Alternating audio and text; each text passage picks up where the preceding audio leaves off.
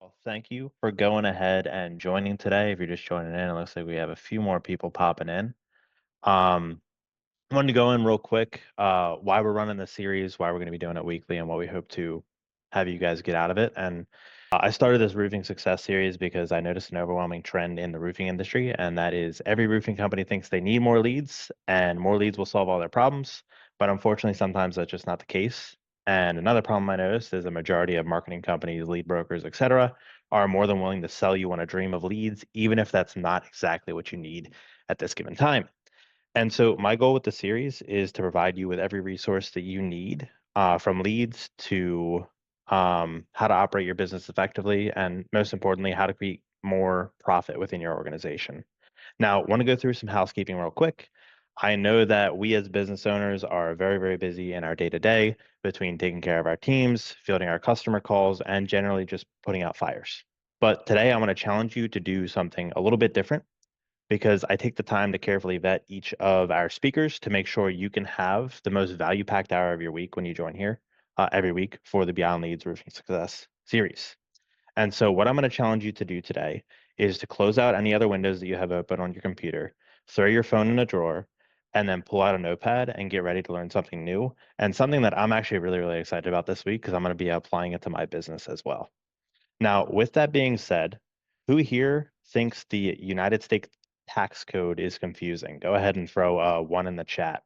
And I just realized I don't know how to throw check the chat yet, but if you think the U.S. tax code is confusing, go ahead and throw a one in the chat there. I'm going to There say we no. go. Chris Middleton thinks it's confusing. Our expert over here. But with that being said, what I'm gonna do is I brought in today a very special guest, Chris Middleton and Tyler Buechler of Make Taxes Fair. And Chris and Tyler's mission is to make sure that business owners like you all stop overpaying the U.S. government, right? And they show you how to do that both legally and strategically. And as the founders of Make Taxes Fair, Chris and Tyler have dedicated their careers to helping company owners like us to, again, keep more of our hard earned money. So, with that being said, Chris, Tyler, I'll let you take it away. Rock on. I'm going to share my screen and make sure. Can you see my screen? I'm seeing it Perfect. on my end. Can you guys throw one in the chat if you can see the screen? Yeah, I can see it in the background too. So perfect. Okay. Today, we're here to talk about how to turbocharge your business using Uncle Sam's dollars. Really, let's be honest, your dollars, right? It's not Uncle Sam's, it's ours. Somebody once said the IRS is an acronym for theirs. They think of our money as theirs, which it's not, it's ours. So, the IRS, right? So, before we get too far, let me tell you a little bit about us, and we believe that the tax system is broken. Here's why I think that. This is a visual. I love this visualization of the taxpayer roadmap. This is created by the IRS. So they admit that their system is a system of confusion because that doesn't look like a roadmap. It says at the top left of taxpayer roadmap, and I'm like, baloney, that looks like a rat's nest. If that's a roadmap, where the heck's the GPS? Well, the GPS is as my dad used to call it, the infernal revenue code is the joke in my family. My dad did taxes growing up when I was growing up. And, that's the roadmap, right? It's like, good luck trying to figure that out. So, we as busy business owners, here's the struggle. It's like we already lack the time, energy, and desire to do a lot of things in our business. We already live in this state of overwhelm. And so most busy business owners say, oh, well, my CPA has me covered, right? Says every busy business owner ever. The reality is this: most CPAs don't, because most CPAs are what I would call happy historians. I'm not here to knock the accountants of the world. They trust me, I've been busy all day helping people with their taxes. I get it. But that most CPAs are that happy historian where they're living in a reactive, not a proactive state. And the problem is, we see in the headlines, we see that it's possible. Billionaires, politicians, large companies pay little to nothing in taxes because they are attacking their tax bill with a system. So what we've decided is it's time for you to fight back with a system that legitimately will reduce your taxes by 30 to 50% or more without the fear of audit or jail time, right? That sounds good. I'm too pretty to go to jail. So what we tell people is we do that through what we call our clear edge framework. So the clear edge framework, you're educated, and I'm not going to read this to you, but we're going to tackle these pillars of tax savings, right? And the first pillar is credits. Super powerful. I just talked to somebody today that they could get a 50% credit on every dollar that they give. There's a state program. A lot of states have a program around education and giving money to education. They're like, oh, 50% credit. I give 10 grand and I get a $5,000 credit. I give 20 grand, I get a $10,000 credit. That's a good deal, right? So the first strategy we're going to share with you today is a tax credit. The second strategy we're going to share is going to be about deduction optimization, or the D in the EDGE acronym, right? Before I get too far, I gotta say, because we're giving tax information and tax presentation here, this presentation is not legal or tax advice, right? That's very important. Tax advice or legal advice is when you sit down with a qualified professional and say, here's my situation, and you get one-to-one tax advice. So today is meant to give you general information, very broad in scope, to kind of open your eyes and be like, hey, here's something you didn't know. So, with that being said, I would like to introduce and get right to the point. I'd like to introduce something called the Disabled Access Tax Credit. Who has heard of the disabled? Drop a one if you can do that in the chat, or if you can't in the chat, drop in the Q&A. Uh, put it out there and say, hey, I've heard of this, or I haven't heard of this. I'm not sure if the chat's enabled, but if you can, drop it in the chat or drop it in the Q&A. If you've heard of the Disabled Access Tax Credit, this is a tax credit, so pay attention. Who's ready to hear about $5,000? You showed up today and you're going to get $5,000 or potentially $5,000 right now. So this is called the Disabled Access Tax Credit.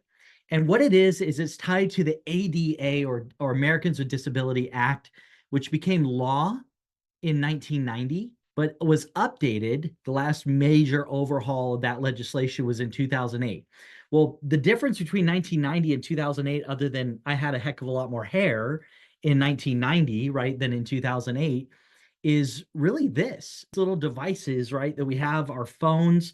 The internet was a lot more prevalent in 2008 than it was in 1990. So when the ADA became law, it was like, physical spaces, right? You have physical spaces as far as ADA ramps and bathroom, etc. But with the update in 2008 and the expansion of the ADA, websites were required, virtual spaces were required to be ADA compliant. Who knew that? Who knew that ADA compliance needed to be for websites? Anybody? That's now you're like, oh, is my website ADA compliant?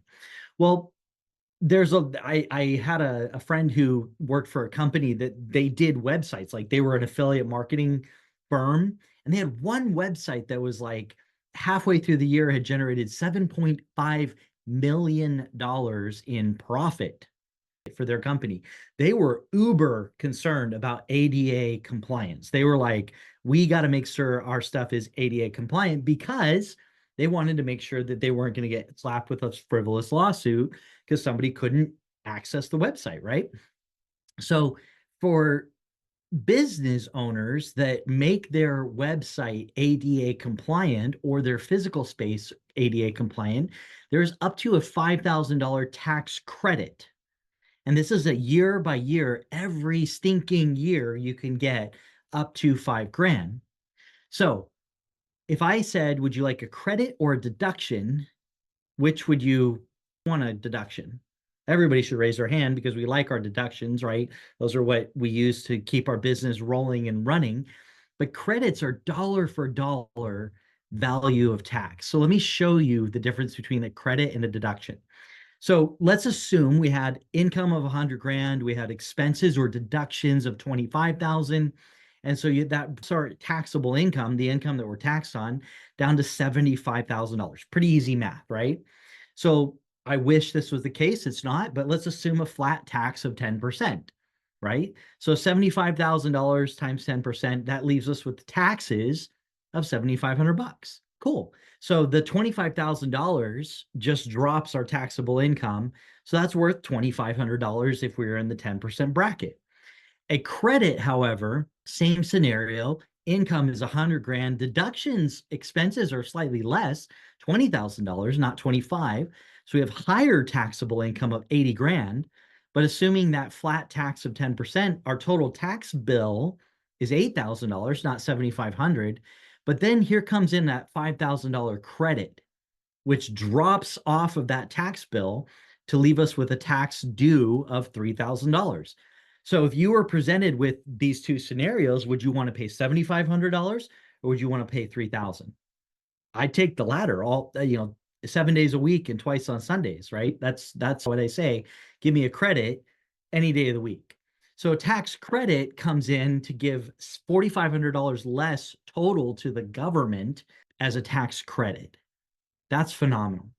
So how do we do this, right? Who qualifies for this ADA, this thing? Like I'm a website guy. I do taxes. George, that's kind of your jam or your sandbox, right? You do the ADA your websites and so who qualifies for this stuff? Well, one, you have to be one of two of these. Either you have to make 1 million or less in gross income. Accounting terms are weird. Gross meaning total income, not bleh, gross, right? So your total income needs to be 1 million or less. I have yet to meet a roofing company that is doing less than $1 million. And you're selling more than a hamburger or a pizza. You're selling a roof or HVAC system, right? You're selling dollar high ticket items or services. So, or you have to have less than 30 full-time equivalent employees. That's a lot of business owners in America. There's a lot of companies that we have a few clients that are over 30 employees, but most roofing companies or most construction companies, they work under the subcontractor model, right? They have a lot of subs and they have a few 5 to 10, 15 employees that are actual W-2 employees. So a lot of companies in America meet one of these tests, either less than 1 million gross income or less than 30 full-time equivalent employees. Okay, so that's test number one. Anybody in the room not one of these people? If you are not one of these businesses, don't tune me out. Stick around because we're going to talk about another tax strategy here in a minute. But how do you get this disabled access tax credit? Well, one, you have to identify, hey, where am I spending money on ADA compliance, right? Am I doing video testimonials and adding closed caption, right? So that people who are hearing impaired can read the text? Are there their website or email marketing, video stuff that you're doing to make things ADA compliant? We have a whole resource about what is and isn't ADA compliance on our website. But at the end of the day, you can do an audit and say, okay, what is it that I'm spending that I'm already doing ADA compliance? And then you look for opportunities to improve and say, what am I doing that's not ADA compliance? Where can I tune that up? And then what am I doing to maintain and keep things ADA compliant, right? So to get the credit and to be audit proof, you really got to do the work. You can't just, oh yeah, we're ADA compliant. You really got to identify and say, what is this that we're doing that makes these things ADA compliant? Kosher? Things looking good there? So I want to show you two businesses, and this was a true story. When I very first discovered this credit about 6 years ago, I did a presentation, and Wendy and Barry were sitting in the audience, and they heard me talk about this, and they're like, this is cool. And both of them at the time were getting ready to do a revamp of their website, right? So Wendy listened in, and I interviewed both of these people after a few months later. Wendy, she decided, yeah, she wasn't going to do any ADA improvements to her website, but Barry was like, I want to do the ADA compliance. Well, Wendy didn't choose ADA compliant website, web services. She didn't want to invest that at the moment. She invested $3,500 into her website revamp, and she ended up not claiming or being eligible to claim the disabled access tax credit. Barry, however, he went with a web provider that provided ADA compliant services, invested a little bit more for his website, 6 grand, but he got a tax credit of $2,875. So he actually, his net cost or net investment on his website, which was much more robust than Wendy's, ended up actually costing him less than what it cost Wendy. That's the power of a tax credit. He got a rebate effectively on his marketing web services.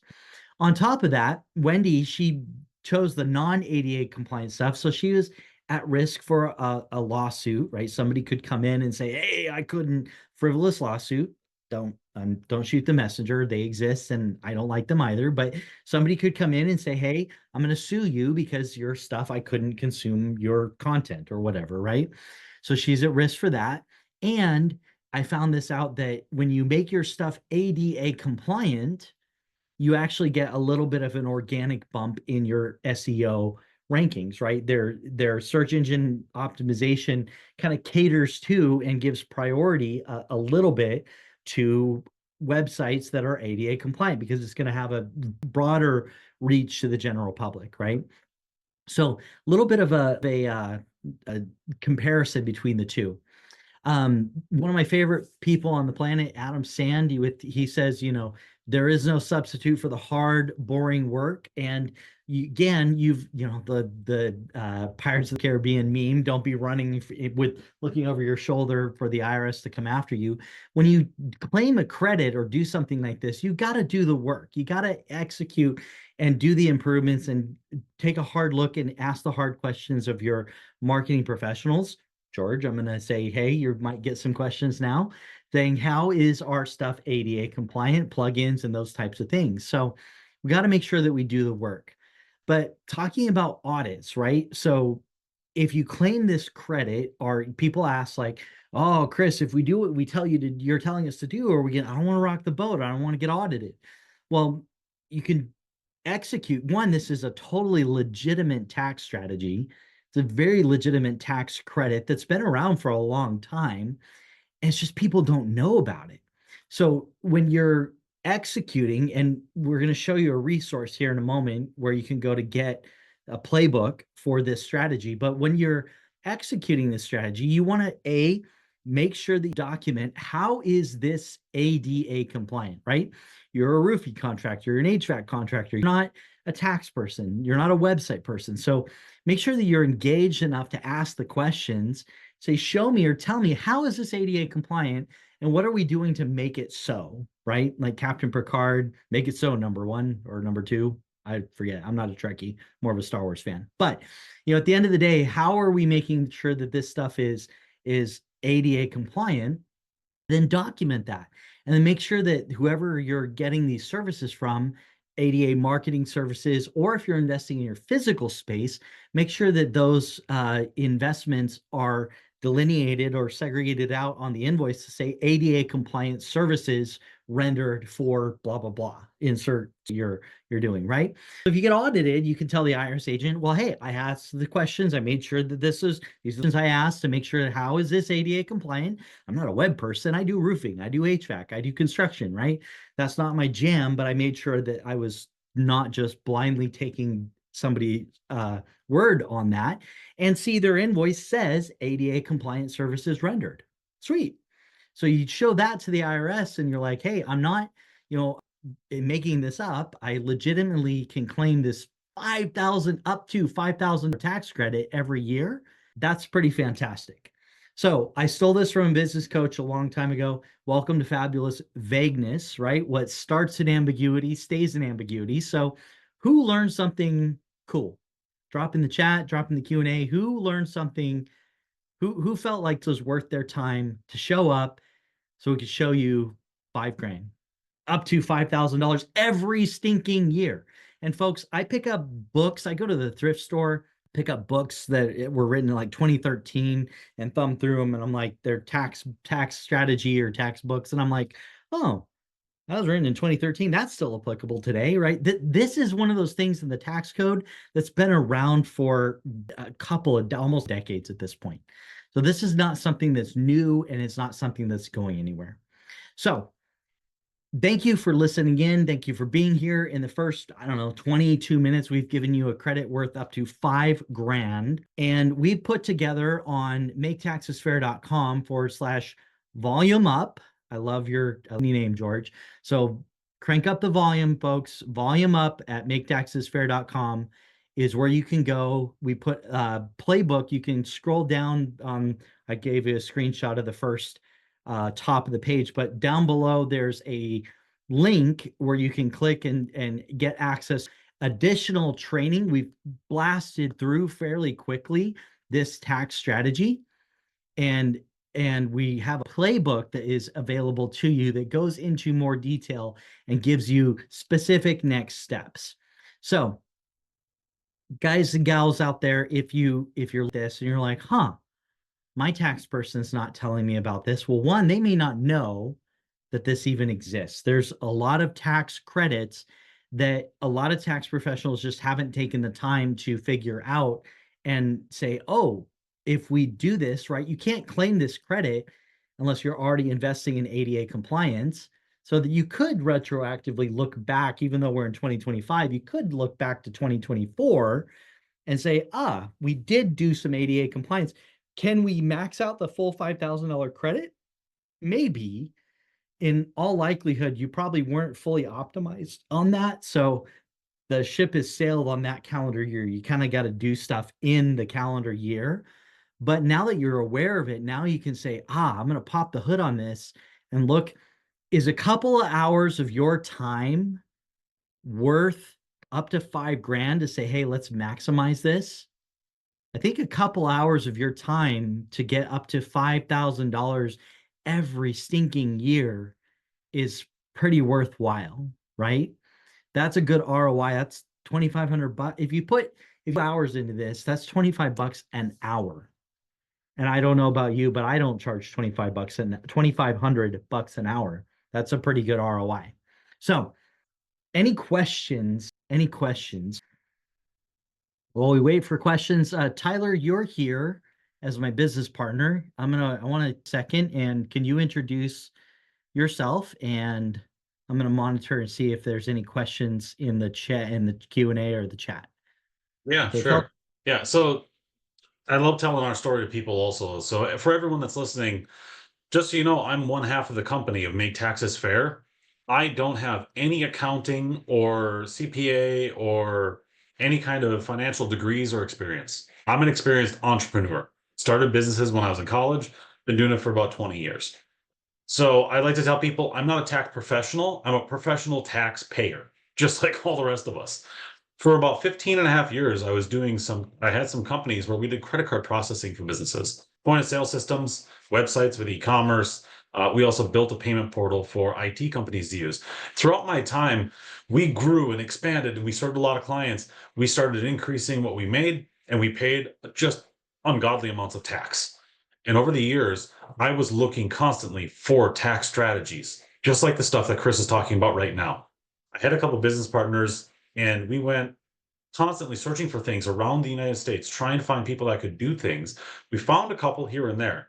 But what absolutely amazed me and blew me away, I always say this, when I met Chris, my mind was blown. I thought to myself, I've just met Rain Man of the tax code. He talked about tax in such a simple way. Every strategy, there's over 430 active strategies in the US tax code. And Chris just started going off about all of them. That got me excited because I wanted to have something new, right? Looking for another way to serve people. I couldn't think of a better way than to do exactly this because everything that we do in our company and Make Taxes Fair is literally serving American business owners the way that I wanted to be served for over 15 years of doing my old businesses. Every question that I had, how does this work? What else is possible? If I do this, will it get me in trouble? Can it be done right? All of those general questions start boiling down and really getting to the nitty gritty. We have answers for all of those things.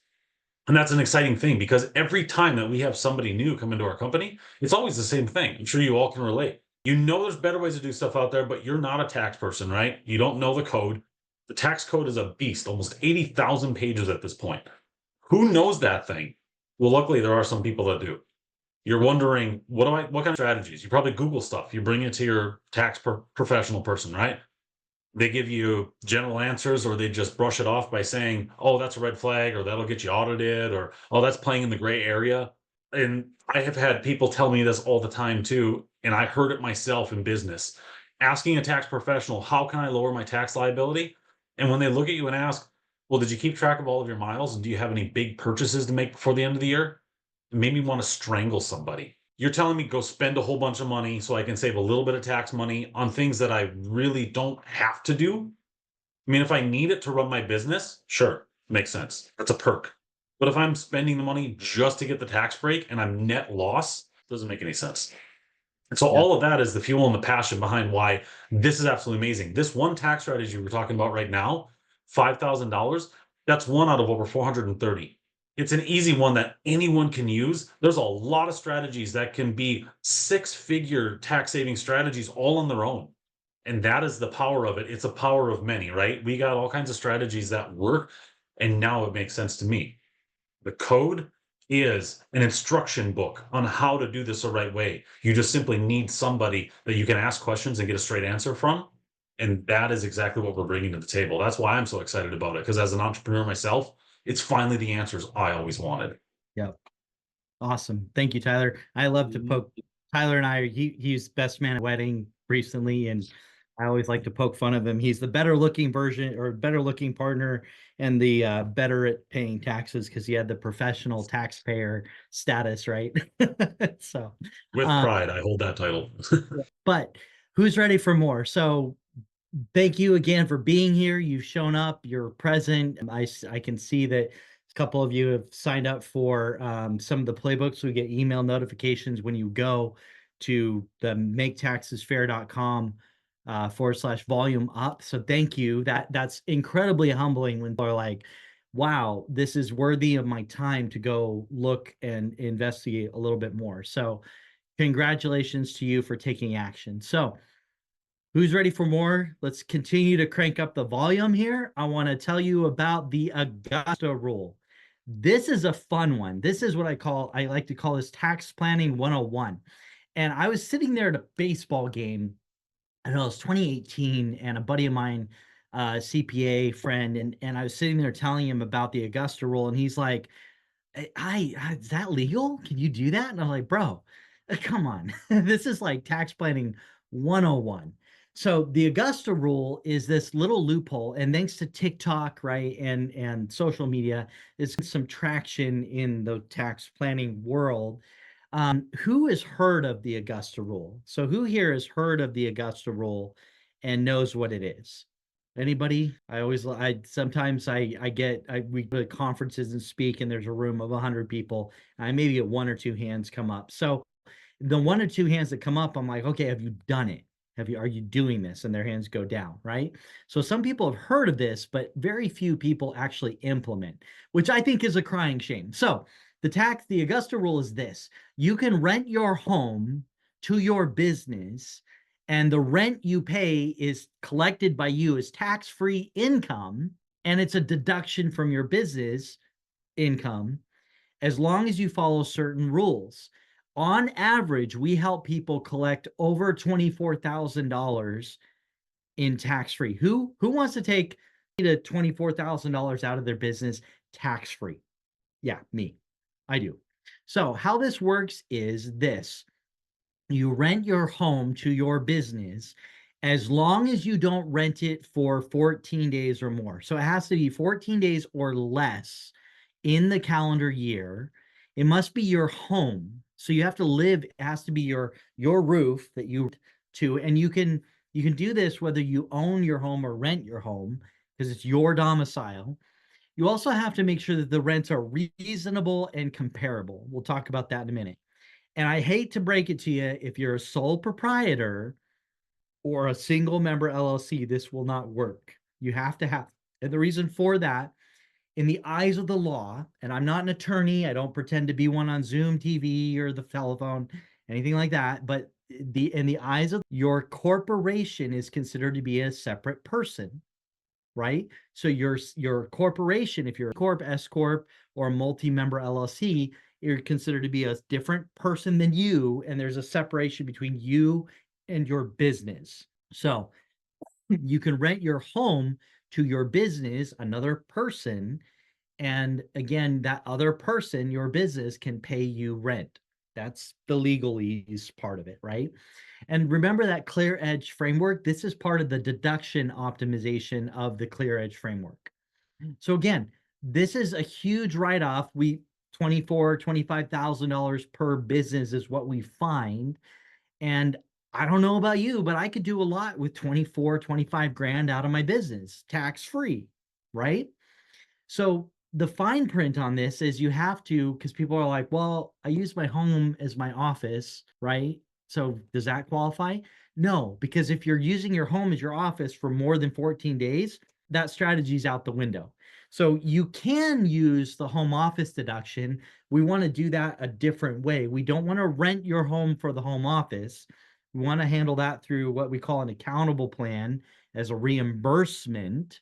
Reimbursements are tax-free. We want to save the rental part of your house for events. So it has to be an event that is business related. It cannot be entertainment. And again, we have to charge reasonable or fair market rent. We can't inflate. I'm going to give you an example of a meeting. What does this look like to you? I'm going to see if you guys are paying attention. Put it in the chat or the Q&A. Throw out there. What does this look like to you? George, what does that look like to you, my friend? Some leisure, maybe. Okay. Kind of a vision board type thing. Yeah. Yeah. So if you held an event for a vision board, if you gathered your team together and said, what are your goals? What do you want to accomplish? Let's put together some vision board. Like that would be a vision board. Like I see Ryan throwing in their retirement. Perfect. So you're saying, okay, what do I want to accomplish? Putting vision board type stuff, right? So that's one example I like to call out for what types of events can you have. So I like to say, you can have networking style events, a client appreciation barbecue. If you're looking to expand your team, if you're looking to hire or an employee or work with a new subcontractor, right? You can have a appreciation at your barbecue, your house, and say, hey, my employees, who are you just dying to work with? Who would you love to show up every day and work with them side by side? Invite them to my home. We're going to have an employee appreciation event. My dad always said, my dad's one of my heroes. He said, you get to know somebody when you break bread and you break sweat, right? So you can get a two into them, loosen up, they drop their guard. You can tell pretty quickly what type of a person are they. Are they somebody that you want to show up and work with every day, right? So you can use it as a recruiting event. Lunch and learn spotlight. I had a gal, she had a company where month, weather permitting, she would have people to her home. She would do it potluck style. So bring your favorite chili dish, right? Or your cornbread. If your name is A through whatever, bring chili. And if you're whatever through this, bring dessert or bring cornbread. And she would have a backyard movie night. So she would pop up a movie screen and stream a movie. And cost of entry, I loved this. The cost of entry to her event every month was a can of food or non-perishable item for the local food bank. I love that. It's like you're doing community involvement, raising food for people that are hungry outside of Christmas and Thanksgiving, and you're supporting your community. And guess what? She had a big old banner across the table. Hey, leave your items here in the bucket or barrel, and event sponsored by her company name. And if somebody forgot to bring their food, she'd be like, that's cool. The food bank QR code's right there. You can scan and donate $5, right? So nobody got out of, and she would do social media posts after the fact saying, hey, so proud of my community. This month we had a record 520 items raised for the local food bank. So proud to be a member of my community. Thank you to my company for hosting this event. So she got social proof that an event actually happened, right? These are the types of things that you can do. So you got to keep it business related, strategic planning, partnership meetings, those types of things. So here's an example of somebody that actually took, these are real numbers. So they said, okay, I don't want to turn into an event planner. I don't want to spend, my life doing 14 events a year. So how do I do this in a smart way? I picked 4 large events, 4 bigger events where they got quotes. Average quote was $3,500 per event. So they had 4 of those for 3,500 times 4 is $14,000. Then they had 4 medium-sized events. They had, their subcontractors come in and they ran like a quarterly, hey, we're going to talk about safety issues. We're going to talk about anti-sexual harassment stuff. Like we're going to do, all the stuff that you should do as a business owner. Like, hey, don't do stupid things when you're on my watch, right? Like they use it as a way to build their team and educate their team and bring subject matter in. How do you identify hail damage, or, let's talk about repair versus replace and sales training and all that kind of good stuff. So they had 4 of those events per year. Now, the larger events of 30, 40, 50 people, right? Setting up a barbecue or client appreciation, that's a little bit more effort to organize. And the higher the head count, higher the quote. So they got, for the medium-sized events, they got a quote for about $2,200 per event. So that's 2,200 times 4 is $8,800.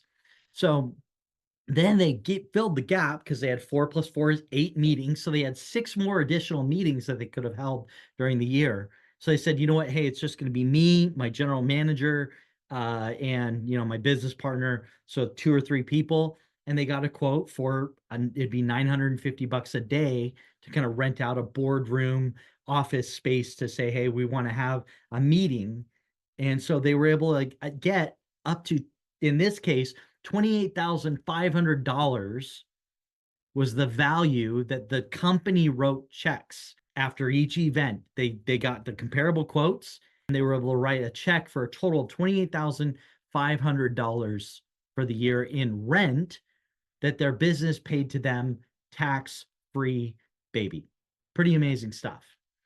So again, and the quote, the magic you're seeking is found in the work you are avoiding, right? There are things that you have to do to get $28,500 in this case out of your business tax-free. So before the event, during the event, and after the event, there are things that you need to do. And to be audit proof, you got to do the work. This is what's missing on TikTok, social media, right? That people don't tell you about, that they don't have the before, during, and after. This is the magic, right? Before the event, I break it down like this. I say you really should define the event. You should spend some time to define the event. Who's going to attend? What business? How is this going to improve your business? What benefit is this going to do for your business? And what type of event is this? Networking, training, etc. So once you've defined the event, now you plan the event. You say, okay, let's create an agenda. Do I need a PA system? Do I need a screen so that I can put numbers and metrics up on the for people to take notes? Do I need to have a presentation? What does that look like? If you do that work, defining the event, planning the event, putting that stuff together, and then you get on the phone and you call XYZ Event Center and say, hi, I'd like a quote for 30 people for an event. What kind of quote do you think you're going to get? Probably like, well, I don't know. They're going to give you a generic quote because you just gave them generic information. But if you get on the phone, you're like, hey, thanks for picking up the phone. I would like an event. I would like to have this thing. I'd like a PA system. I like seating. I like round tables so that people can kind of mix and mingle. I'd like a buffet area for the food. What's the cost of catering? Da, da, da, da, da, da, da. Get with them when you're asking for a quote, the better quote you're going to get. Make sense? The devil's in the details at the end of the day, right? The devil's in the details. So if you can get granular on what type of an event you want, then you're going to get a better quote. You're going to get a better value. So what we do is we like to say, hey, you don't want to spend your life getting quotes. So, again, I had a guy, he's like, Chris, I don't want to be an event planner. That's not what I do. I'm a roofer. I don't want to be an event planner. I'm like, that's cool, man. You don't have to be an event planner. You can get twice a year. You can reach out. You can say, hey, I have this type of event. I like to say twice a year. I like to say, hey, right about now, February, March-ish is when you want to kind of reach out to venues and get a quote for, hey, in this upcoming spring and summer, I want to have some events. Here's what the type of events. I say a minimum of 3 quotes per event type. And then in, I don't know, September, October is when you want to kind of get refresh quotes, because what happens right now, if you reach out, you're going to get a quote for the spring, summer. And then what do people do? They raise their prices because guess what? Costs are not going down. So after the summer, they raise their prices for what's going to be the winter and holiday season events. So to really get the best bang for your buck on this, you really should be doing twice a year, spend an hour or two to get the quotes. And then guess what? You spend a couple hours to do the work and you can pull 25, 24, 28. We had one client, they had a really unique situation. They could have taken a deduction of $144,000 for 14 events because they had a really unique situation and a really unique property. He looked at me and he's like, I can't in good conscience that I'm going to take like $1 deduction. I'm like, all right, bro, you're totally shortchanging yourself, but that's cool. Right. He had done the work. He had gotten the quotes and he was able to do, he could have done $144,000. He chose not to. I want to show you this. So real quick, actually, I'll come back to this one. So when you get the quotes, let's say you reach out to a venue and they say, you give them over the phone and they're, they don't want to waste their time giving you a formal quote because they're not sure if you're going to actually do the work and go use their facility. So if they won't give you a formal quote, be respectful of people's time and just say, hey, Bob at XYZ Event Center, thanks for taking my call. What's your email? Oh, it's bob@eventcenter.com. Perfect. Hey, I'm going to send you an email and just say, hey, recap conversation that we just had on the phone today, right? So you send an email to Bob and you say, hey, thanks for taking my call on today's date. We spoke about this event, and then you say, we discussed that the price would be this. Is that accurate? Even if Bob never responds, you never get a response. You now have an email that went out that you can print out as proof of a conversation that you picked up the phone and had that conversation. You didn't just fabricate that. You didn't get that email out of nowhere. It came from somewhere. So that's how you create a paper trail and audit proof when you go to the IRS. If they look at your stuff and they're like, hey, did you actually get quotes, right? So then during the event, you document the event. You take pictures like my gal with the food donation, right? She has social proof. She has stuff that this actually happened. Follow people after the fact and say, hey, you send out invitations, emails, you send people an event after the fact and say, hey, Tyler, thanks for coming to dude, I didn't know that you really were jonesing to meet Arnold Schwarzenegger. I've never met him either. Let me see if I can find somebody in my network and we should have lunch, right? That's what happens when you do events, right? Business networking happens. You learn about people's businesses, their goals, what they want to accomplish. And then you can send them an email and follow up. That's the human aspect of this. And say, man, thank you for coming to my event today. I really enjoyed our conversation and I had no clue that you were passionate about blah, blah, blah. That's so cool. Get together and talk about that more and see how I can support you, right?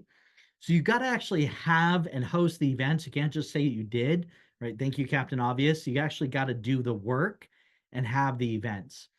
And then after the event, you gather all that documentation, you pull it all together, your proof, your quotes, your invitations, you got the email that you sent out, whether you got a formal quote or not, and you create that write-off and write the check to yourself from your business, right? Create the invoice and write the check.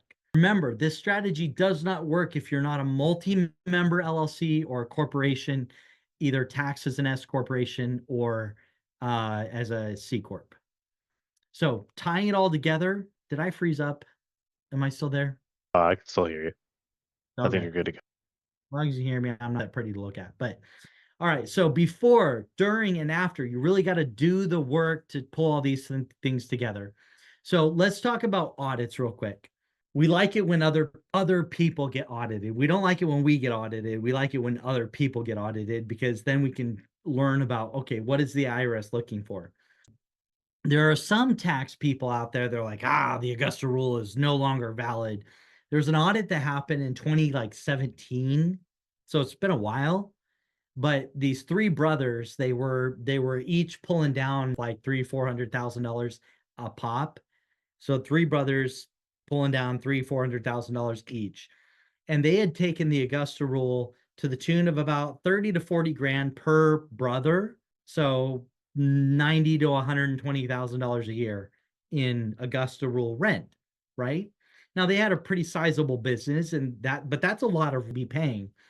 And they got a question in an audit, and the IRS went through and they're like, oh yeah, we're doing the Augusta Rule. And they're like, cool. So they talked through it and they're like, okay, what were you doing? Oh, we were having trainings and networking events and all legitimate things. Like the court in this court case acknowledged that their Augusta Rule events were legit. But where they got tripped up was they said, how did you determine that $30,000 to $40,000 a year was the right amount? And they couldn't produce receipts. They couldn't produce quotes. They couldn't produce that was legitimately fair market value. So the IRS actually, the court, because it went up to IRS, the tax court, the court actually went out and got comparable quotes. And here's where they went wrong.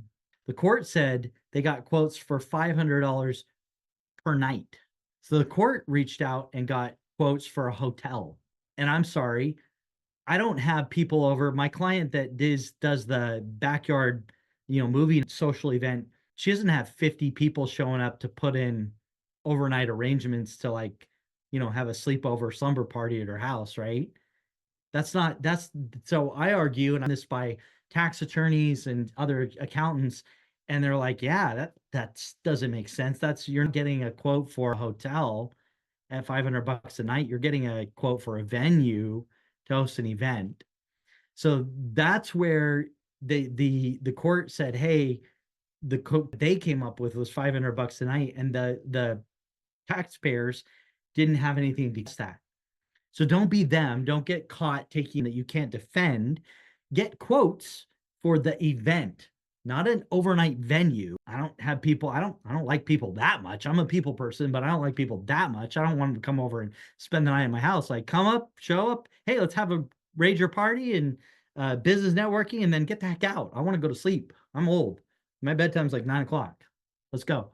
So, get the right quotes and do the work so you can defend and show that you did the before, during, and after the work for your event. Does that kind of make sense, right? So again, welcome to Fabulous Vagueness. Who learned something cool today? Between the Augusta Rule, between the ADA compliance. So I challenge you to do something with this. I've seen the emails coming through where I love this. I love it when we see that people are taking advantage of the resources. Folks, don't waste money on taxes. Like, this is part of the deduction optimization. And we've talked about 2 tax strategies within our framework, right? So if you have questions at this point, let's take them. Any questions that you have? I see that there's been a couple of questions. We've already kind of answered them in the chat as we went through. A little bit about me, since I've been doing taxes for almost 20 years. I don't know, about 6, 7 years ago, I was sitting there and I had my checkbook out in front of me, and I wanted to barf. I just wanted to throw up because I was about to write the biggest check of my life for anything that I'd ever bought or paid for. And I wasn't buying a car, doing a Bora Bora hut over the water vacation. I wish it was. I was about to write the check for my tax bill. And I was like, man, this is screwed up. I'm the guy. I'm supposed to have the answers, right? And I had been caught in a cycle of reactivity. I'd been so busy doing my business and serving my clients that I hadn't paid attention. It was at that moment that I said, I need to change something. So that's when, both for myself and my clients, came up with what has now become the clear framework to say, here's how we examine somebody's situation, say, how can they stop paying money in taxes, overpaying the government, only pay your fair share, right? Which is still too much, but giving people the answers that they need to pay less into the government. So that's who I am, and that's who Make Taxes Fair is. MakeTaxesFair.com up. George, with your permission, I'd like to share one more thing. And Go on appreciate ahead. Awesome, awesome. Who here has heard of blasted BOI, Beneficial Ownership Information Report? This stupid thing has been ping-ponging back and forth. Not many people are aware of it, but the BOI is something called by FinCEN, the Financial Crime Enforcement Network, and it's a joint task force between Financial Crime Enforcement Network and the IRS or U.S. Treasury. Bottom line is it's a one-time disclosure that you now are, as of today, are now due. So last year they were leading up, they were saying, hey, if you don't do this, deadline is January or December 31st, you got to get it done and do this one-time stupid disclosure form of here's who owns my business. They're trying to prevent money laundering and illicit activity. There's a court case where somebody sued the government and said, hey, this is not constitutional. The government came out and said, that's cool. Only the people that are suing us are suspended. Everybody else still has to do it if you're not a party of that court case. And then a couple days before Christmas, the IRS came out and said, or the courts came out and said, hey, just kidding. We're going to suspend this. Nobody has to do it. And then a few days later, they said everybody has to do it. And then since then, it's ping pong back and forth in a crap show of government efficiency. As of today, if you go to fincen.boi.gov, fincen.gov/BOI, this lovely, let's see, can you see my screen? Yeah, this lovely information report is back on the menu as of today. So you have until 30 days from February 19th, which is today, to get this done. If you don't, there's penalties of like $530 or $550 per day. It's stupid. But fincen.gov/BOI. If you're not doing shady stuff in your business, I'm anti-government intrusion into my life, so I get it, but it's a requirement that you need to do this and avoid massive penalties. It's back on the menu if you haven't done it. So that's who we are. That's who Make Taxes Fair is. And I hope that you found that this has been a worthy hour of your time. If you're watching us live, thank you for being here. If you're catching the replay later. So George, I'll turn it back to you, my friend, and close us out. Wow, that was freaking awesome. I know this time of year, I myself and probably everybody else on here is stressed about how much they're going to have to pay in taxes. So this took a little bit of that stress off my shoulders. So I appreciate you taking the time to come on and share that today. Did have one more question for you, and then I'm just going to wrap in the closing thoughts. And that's if people do want to get in contact with you, they want to learn more, talk to you, whatever it may be, what's the best way for them to kind of enter into your world? Yeah, the maketaxesfair.com/volume up. That's where you can get those resources. And here, I'll just share my screen. If you're interested and you want to chat with us, you can go up there in the contact, or if you can get your tax analysis, you can say, hey, let's take some action and then book a time to talk to us. We're happy to chat with anybody and see, are we a good fit to work together?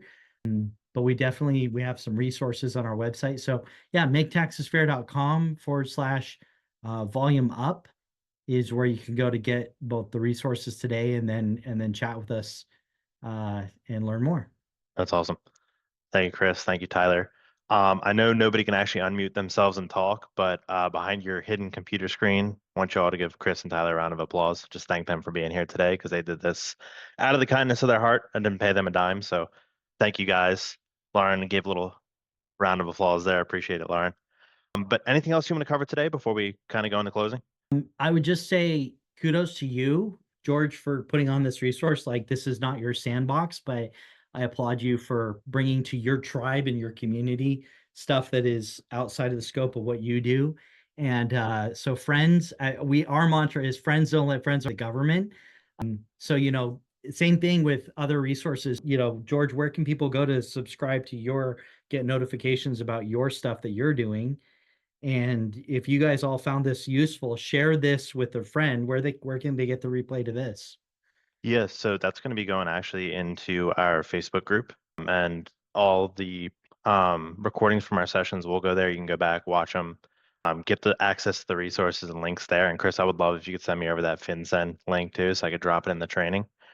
And then also, if you guys are interested, you can go ahead, join the group, and every single weekly training that we do going forward, anything from strategy to kind of getting your life back from your business. I know a lot of us become kind of beholden to our business and no longer able to hang out with family, friends, etc. How to sell at higher rates. Everything you need to grow a business is going to be in there. And I'm bringing in a lot of cool people who are for some reason nice to me and decide to do this for free, just like Chris and Tyler today.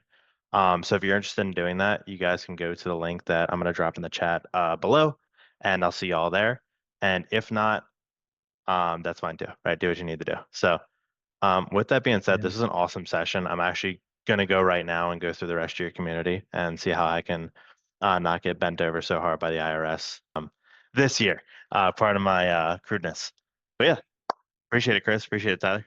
Yeah, I just a group. So don't gatekeep. Share. It's good stuff. More gatekeeping there, so everybody can come in. But cool, Tyler. Any last notes from you?